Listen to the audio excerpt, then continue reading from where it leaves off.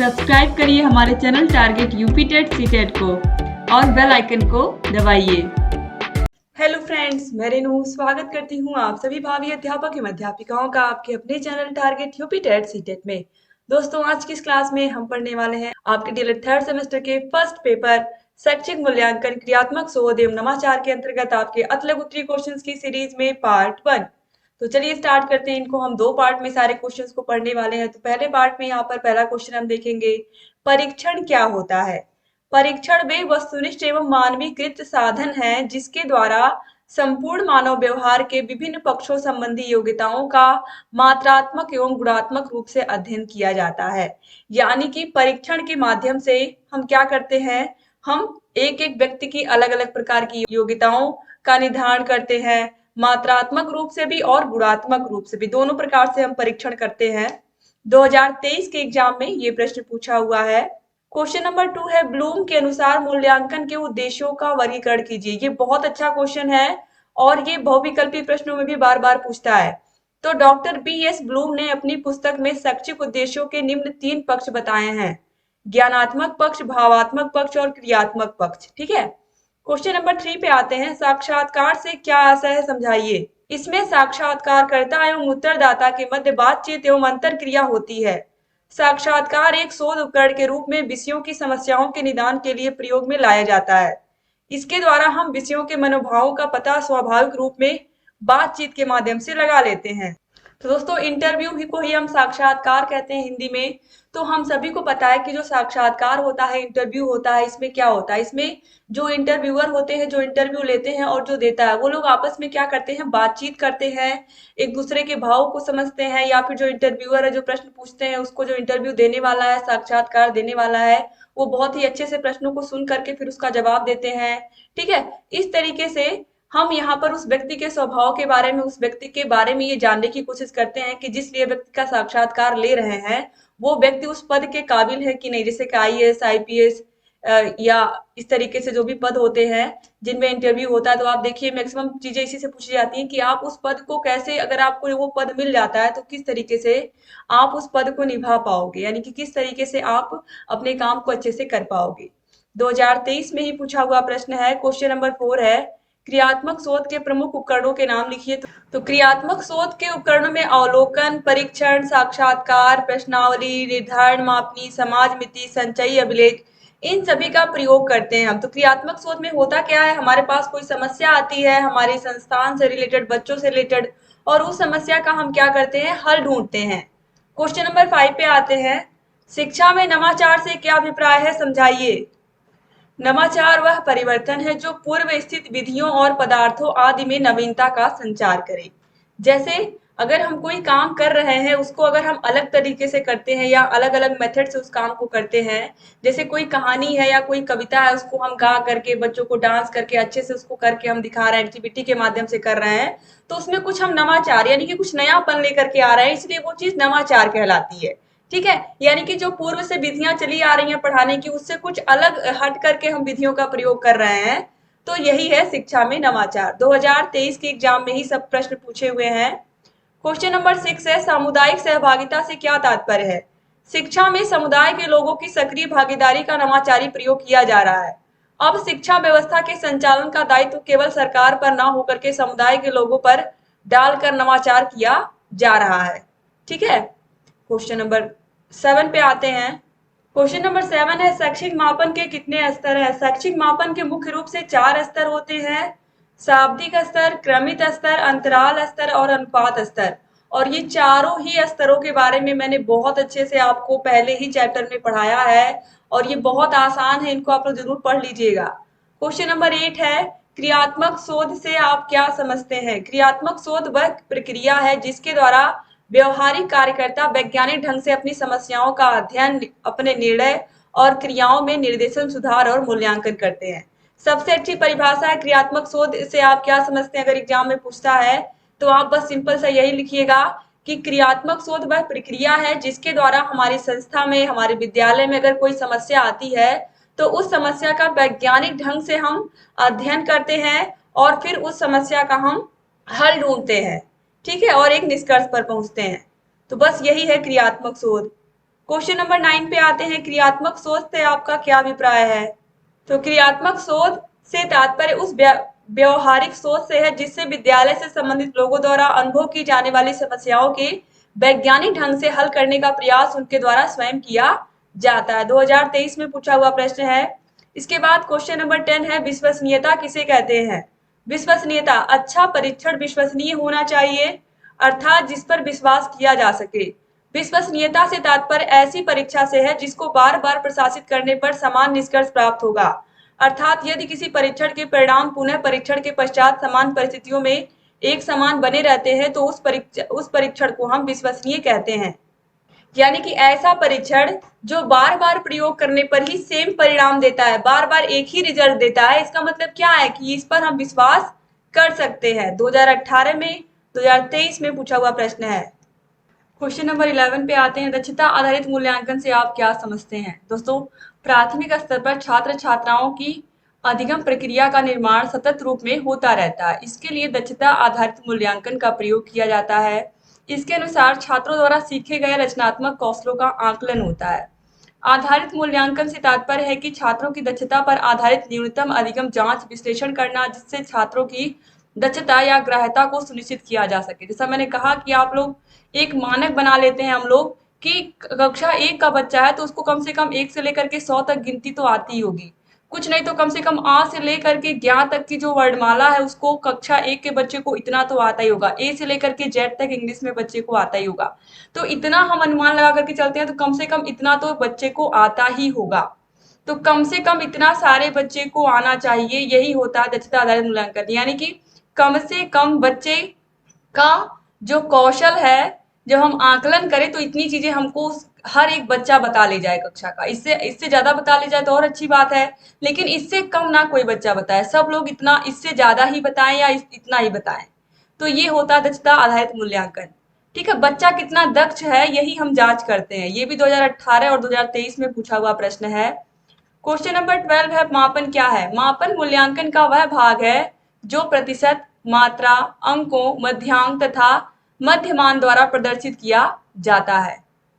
Question number 13 है, यदि मापन के सारे यंत्र तथा साधन इस संसार से लुप्त कर दिए जाए तो आधुनिक सभ्यता बालू की दीवार की तरह ढह जाएगी। यह कथन किसका है? तो यह कथन रॉस का है। क्वेश्चन नंबर 14 है, मापन में यह पता चलता है कि कोई वस्तु कितनी है, जबकि मूल्यांकन यह बताता है कि वस्तु कितनी अच्छी है। यह कथन किसका है? तो यह कथन रैमर्स और गेज का है और बिल्कुल सही है। यही अंतर होता है मापन और मूल्यांकन। मापन कोई चीज माप करके बताता कि कोई वस्तु कितनी है, जैसे कि कविता को साइंस में 40 नंबर मिला तो ये नंबर मापन ही है। इसी प्रकार मूल्यांकन यह बताता है कि कोई वस्तु किससे कितनी अच्छी है। ठीक है, जब हम तुलना करते हैं कि कोई 40 पाया कोई 50 पाया, कौन किससे बेहतर है, जब बेहतर की बात आती है तब वहां पर मूल्यांकन होता है। क्वेश्चन नंबर 15 पे आते हैं, मापन का प्रमुख तत्व क्या है? तो वह वस्तु, प्राणी अथवा क्रिया जिसकी किसी विशेषता का मापन होता है वही मापन का प्रमुख तत्व होता है। क्वेश्चन नंबर 16 है, जिसके द्वारा व्यक्ति की विभिन्न योग्यताओं का मापन उसके व्यक्तित्व एवं रुचियों का अध्ययन किया जाता है, वह क्या कहलाता है? तो वह कहलाता है मूल्यांकन। मूल्यांकन में हम विभिन्न प्रकार की योग्यताओं का मापन करते हैं, व्यक्तित्व और रुचियों का अध्ययन भी करते हैं। क्वेश्चन नंबर 17 है, फॉर्मेटिव संरचनात्मक मूल्यांकन क्या है? तो फॉर्मेटिव या संरचनात्मक मूल्यांकन वह मूल्यांकन है जिसके द्वारा छात्रों के प्रारंभिक ज्ञान का मूल्यांकन होता है। क्वेश्चन नंबर 18 है, मूल्यांकन का प्रमुख उद्देश्य क्या है? तो मूल्यांकन का प्रमुख उद्देश्य विद्यालय, कक्षा और स्वयं छात्रों द्वारा निर्धारित किए गए शैक्षिक लक्ष्यों की प्राप्ति में छात्र की प्रगति की जांच करना होता है। क्वेश्चन नंबर 19 है, मापन तथा मूल्यांकन में प्रमुख अंतर क्या है? तो मापन एक सामान्य शब्द है जबकि मूल्यांकन एक तकनीकी शब्द है। क्वेश्चन नंबर 20 है, परीक्षण का क्षेत्र कैसा होता है? तो परीक्षण का क्षेत्र संकुचित होता है। क्वेश्चन नंबर 21 है, ऐसा परीक्षण जो बार बार प्रयोग करने पर एक जैसा परिणाम देता है कहलाता है विश्वसनीय कहलाता है। अभी आपने देखा है कि जो परीक्षण बार बार करने पर सेम ही रिजल्ट देता है, बार बार एक ही रिजल्ट दे रहा है, इसका मतलब ये इस पर हम विश्वास कर सकते हैं, विश्वसनीय है। क्वेश्चन नंबर 22 है, सतत मूल्यांकन क्या है? सतत मूल्यांकन वह मूल्यांकन है जिसके अंतर्गत छात्रों के शैक्षिक कौशलों की जांच प्रति माह या तिथिवार की जाती है। यह निरंतर चलने वाली प्रक्रिया है। क्वेश्चन नंबर 23 है निरंतर मूल्यांकन योजना किसे कहते हैं? तो सतत मूल्यांकन को ही हम निरंतर मूल्यांकन योजना कहते हैं। यानी कि हर महीने में टेस्ट हो रहा है, पेपर हो रहा है, बच्चे लगातार बच्चों का मूल्यांकन हो रहा है, तो यही है सतत मूल्यांकन।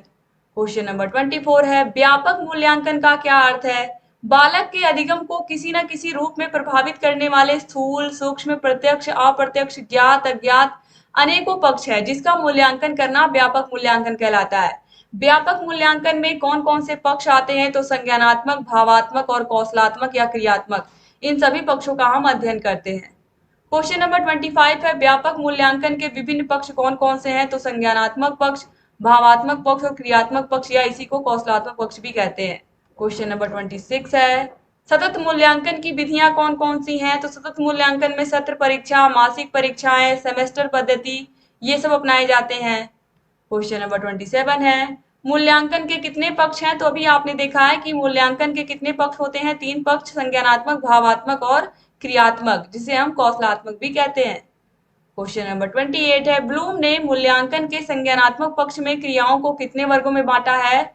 तो ब्लूम ने मूल्यांकन के संज्ञानात्मक पक्ष को 6 भागों में बांटा है, 6 वर्गों में। सबसे पहले ज्ञान, फिर बोध, फिर अनुप्रयोग, फिर विश्लेषण, फिर संश्लेषण और सबसे लास्ट में आता है मूल्यांकन। यही है संज्ञानात्मक पक्ष के अंतर्गत आने वाले वर्ग। क्वेश्चन नंबर 29 है समेटी मूल्यांकन या आंकलित मूल्यांकन क्या होता है? समेटी मूल्यांकन, आंकलित मूल्यांकन, योगात्मक मूल्यांकन भी कहलाता है। इसके द्वारा छात्रों के संज्ञानात्मक पक्ष, भावात्मक पक्ष और क्रियात्मक पक्ष का मूल्यांकन होता है। क्वेश्चन नंबर 30 है मूल्यांकन का क्या अर्थ है? मूल्यांकन एक क्रमिक प्रक्रिया है, यह संपूर्ण शिक्षा प्रणाली का एक अभिन्न अंग है और यह शिक्षण तथ्यों से घनिष्ठ रूप से संबंधित है। आप स्कूल में देखिए सारा खेल नंबर्स का ही होता है, कौन कितना अच्छा नंबर पाया, किससे कौन फर्स्ट आया, कौन सेकंड आया। ठीक है, तो वही चीज लिखा है कि मूल्यांकन एक क्रमिक प्रक्रिया है और ये शिक्षण व्यवस्था का क्या है? अभिन्न अंग है। क्वेश्चन नंबर 31 पे आते हैं शैक्षिक मूल्यांकन की प्रक्रिया के महत्वपूर्ण बिंदु क्या है? तो नवीन धारणा के अनुसार इस क्रिया के निम्न 3 बिंदु होते हैं शैक्षिक उद्देश्य, अधिगम अनुभव और व्यवहार परिवर्तन।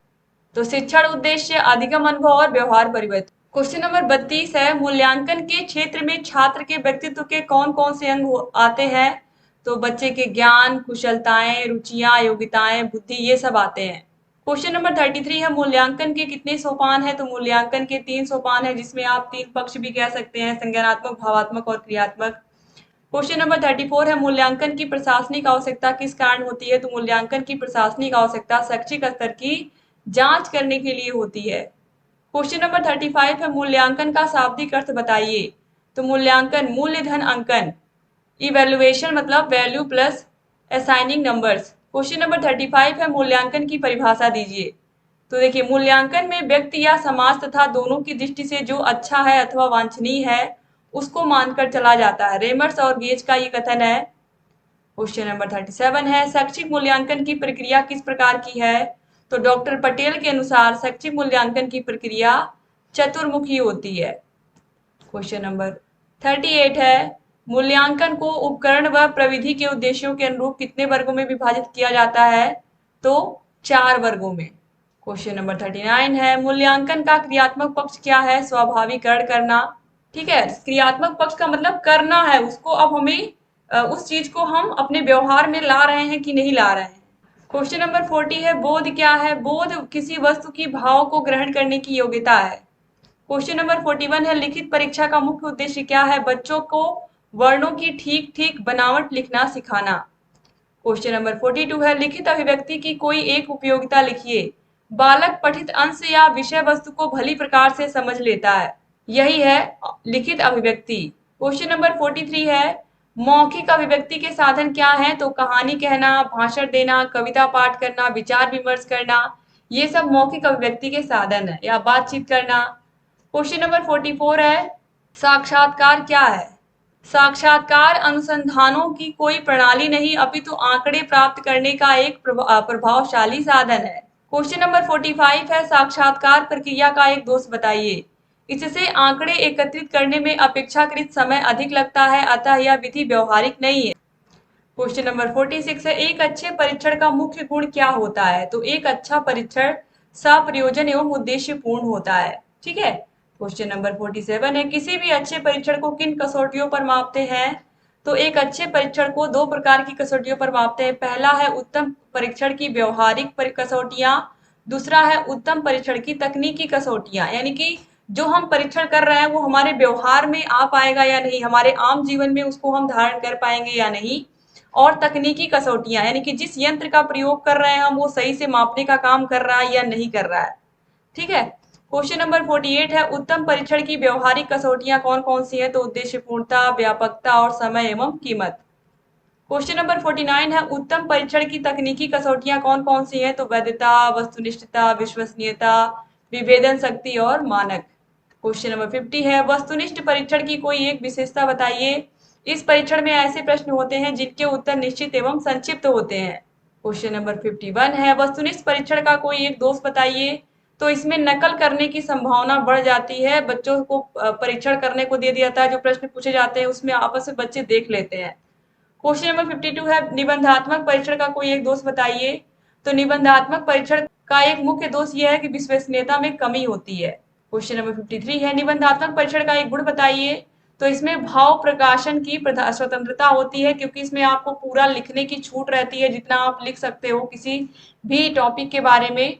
तो इसमें आपके भावनाओं के बारे में, विचारों के बारे में समझने में मदद होती है। फिर क्वेश्चन नंबर 54 देखिए, 2021 और 2018 में पूछा गया प्रश्न है। मैंने बार बार आप लोगों को बताया है कि ब्लूप्रिंट क्या है। पाठ्य सामग्री पर अंकों का विभाजन, यानी कि 1 से लेकर के 10 चैप्टर तक आपने पढ़ा दिया है। अब आपको ये डिसाइड करना है जब एग्जाम लेने से पहले बच्चों का, कि 1 से लेकर के 10 चैप्टर में कौन से चैप्टर से हमें कितने नंबर बच्चों को देने हैं, कहाँ से बहुविकल्पी प्रश्न देने हैं, कहाँ से अति लघु उत्तरीय, कहाँ से लघु उत्तरीय, इस तरीके से। तो पाठ्य सामग्री पर अंकों का विभाजन, प्राप्त उद्देश्यों पर बल का निर्धारण, प्रश्नों की रचना संबंधी बिंदुओं पर तैयार की गई सारणियों के आधार पर प्रश्न करने हेतु एक अलग सारणी तैयार की जाती है। इसमें प्राप्त उद्देश्य, पाठ्य सामग्री, प्रश्नों के प्रकार एवं उनकी संख्या आदि का विवरण प्रस्तुत किया जाता है। इसे ही हम ब्लूप्रिंट कहते हैं। प्रश्न पत्र निर्माण की आधारशिला। क्वेश्चन नंबर 55 है, शैक्षिक उद्देश्य के अनुसार प्रश्नों के पक्ष कौन कौन से होते हैं? तो ज्ञान, बोध, अनुप्रयोग और कौशल। क्वेश्चन नंबर 56 है, निदानात्मक परीक्षण क्या है? निदानात्मक परीक्षण एक ऐसा शैक्षिक उत्पादन है जिसके आधार पर पठित विषय वस्तु की सूक्ष्म इकाई में बालक की विशिष्टता एवं कमियां परिलक्षित होती हैं। यानी कि एक तरीके से हम कह सकते हैं कि बच्चे ने कहाँ पर क्या गलती की है उसके बारे में हम पता लगाते हैं, या बच्चे कहाँ पर गलतियां कर रहे हैं इसके बारे में हम पता लगाते हैं। क्वेश्चन नंबर 57 है, निदानात्मक परीक्षण की विशेषता बताइए। तो यह परीक्षण मानकीकृत और वस्तुनिष्ठ दोनों प्रकार के होते हैं। ठीक है। क्वेश्चन नंबर 58 है, उपलब्धि परीक्षण क्या? उपलब्धि परीक्षण द्वारा किसी विषय या कई विषयों में छात्र की सामान्य योग्यता का पता लगाया जाता है कि कौन सा बच्चा किस विषय में कितना अच्छा है। क्वेश्चन नंबर 59 है, उत्तम परीक्षण की कोई दो विशेषताएं बताइए। तो वैधता और विश्वसनीयता। क्वेश्चन नंबर 60 है, शोध कितने प्रकार के होते हैं? क्रियात्मक शोध, व्यवहारिक शोध और मूलभूत शोध। क्वेश्चन नंबर 61 है, परिकल्पना क्या है? समस्या समाधान का पूर्ण अनुमान करना ही परिकल्पना कहलाता है। परिकल्पना को क्रियात्मक परिकल्पना भी माना जाता है। क्वेश्चन नंबर 62 है, क्रियात्मक शोध का मूल आधार क्या है? तो क्रियात्मक शोध का मूल आधार है समस्या हमारी और समाधान भी हमारा। क्वेश्चन नंबर 63 है, शून्य परिकल्पना से आप क्या समझते हैं? शून्य परिकल्पना निर्देश रहित परिकल्पना में ही आती है। इसके अंतर्गत शोध करने वाले को किसी भी प्रकार का कोई लाभ प्राप्त नहीं होता है।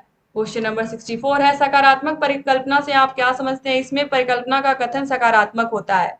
क्वेश्चन नंबर 65 है, नकारात्मक परिकल्पना क्या है? इसमें परिकल्पना का कथन नकारात्मक होता है। क्वेश्चन नंबर 66 है, क्रियात्मक अनुसंधान के दो उद्देश्य लिखिए। तो व्यक्तियों के व्यवहार में परिवर्तन लाना, दूसरा है परिवर्तनों के विरोध की शक्ति कम कर देना। क्वेश्चन नंबर 67 है, क्रियात्मक अनुसंधान के कोई दो लाभ बताइए। तो स्थानीय तात्कालिक समस्याओं का तुरंत अध्ययन, दूसरा है समस्या की मूल्यांकन में सहायक। क्वेश्चन नंबर 68 है, शिक्षा में क्रियात्मक अनुसंधान का महत्व क्यों है? तो क्रियात्मक अनुसंधान के द्वारा शिक्षकों, प्रधानाचार्यों, प्रबंधकों एवं निरीक्षकों आदि में वैज्ञानिक दृष्टिकोण का विकास होता है। इसीलिए क्रियात्मक अनुसंधान बहुत महत्वपूर्ण है। अगर हमारे संस्था में, हमारे विद्यालय में कोई भी समस्या आती है तो उस समस्या का हम वैज्ञानिक ढंग से हल ढूंढ सकते हैं। इसीलिए क्रियात्मक शोध बहुत महत्वपूर्ण है। क्वेश्चन नंबर 69 है, अच्छा प्रश्न पत्र बनाने की प्रमुख विधियां कौन कौन सी हैं? तो नमूना तैयार करना, ब्लूप्रिंट बनाना, प्रश्न बनाना, प्रश्नों के क्रम से प्रश्न पत्र का विश्लेषण करना। क्वेश्चन नंबर 70 है व्यवहारिकता से क्या आशय है? तो व्यवहारिकता से आशय है कि परीक्षा का प्रयोग सरलता से किया जा सके तथा परीक्षा का मूल्यांकन भी सरलता से हो। क्वेश्चन नंबर 71 है क्रियात्मक परिकल्पना क्या है? क्रियात्मक परिकल्पना क्रियात्मक शोध का ही मुख्य कारण चरण है, यानी कि पहला चरण है। यहाँ पर हम कह सकते हैं मुख्य चरण है या पहला चरण है, क्योंकि सबसे पहले हम परिकल्पना करते हैं, यानी कि उस समस्या के संभावित उत्तरों के बारे में हम सोचते हैं। क्वेश्चन नंबर 72 है निर्देशित परिकल्पना क्या है? जब शोधकर्ता को परिकल्पना द्वारा उचित दिशा प्राप्त होती है तो इसे हम निर्देशित परिकल्पना कहते हैं।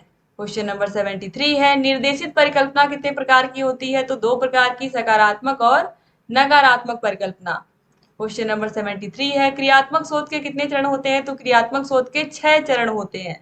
क्वेश्चन नंबर 74 है प्रश्न कितने प्रकार के होते हैं? तो प्रश्न मुख्य रूप से 4 प्रकार के होते हैं, वस्तुनिष्ठ, अति लघुत्तरीय, लघुत्तरीय और दीर्घ प्रश्न। क्वेश्चन नंबर 75 है विश्वसनीयता से आपका क्या आशय है? विश्वसनीयता से तात्पर्य ऐसे परीक्षण से है जिसमें बार बार प्रयोग करने पर एक जैसा ही परिणाम प्राप्त होता है। आप देखिए ये प्रश्न बार बार एग्जाम में भी पूछा है और बार बार आपकी सीरीज में भी पूछा है। तो इस तरीके से यहाँ पर आप लोगों ने टोटल 75 क्वेश्चंस को पढ़ लिया। अगर आपको 8 विषयों के हाथों से लिखे हुए नोट्स चाहिए, सारे विषयों की क्लासेस, सारे विषयों की मास्टर क्लासेस, सारे विषयों के चैप्टर वाइज टेस्ट, सारे विषयों के प्रीवियस ईयर क्वेश्चन पेपर्स, ये सब आपको मिलेंगे हमारे ऐप अस्तित्व अकेडमी ऐप में। यहाँ पर हमारा कॉन्टेक्ट नंबर दिया हुआ है, इस पर कॉल करके आप सारी जानकारी हमसे ले सकते हैं। और अगर अभी तक आपने क्लास को शेयर नहीं किया है तो शेयर भी कर दीजिए, और अगर चैनल को सब्सक्राइब नहीं किया तो प्लीज सब्सक्राइब कर दीजिए, ताकि जो भी नई वीडियोस हम बनाते हैं उसका नोटिफिकेशन आपके पास समय से जाए और आप बिना मिस किए हमारे सारे क्लासेस को ऐसे ही देखते रहें। तो thank you so much class को पूरा देखने के लिए। जय हिंद दोस्तों।